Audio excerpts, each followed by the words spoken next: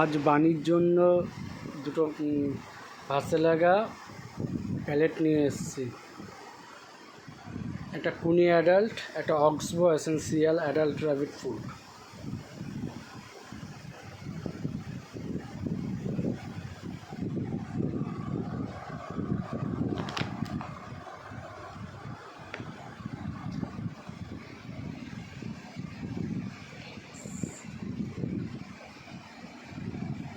এ হচ্ছে অক্সবো essential adult food. এটা হচ্ছে কমপ্লিট ভাসে লাগা কুনি অ্যাডাল্ট। বাণীর জন্য আজকে নিয়ে আসলাম।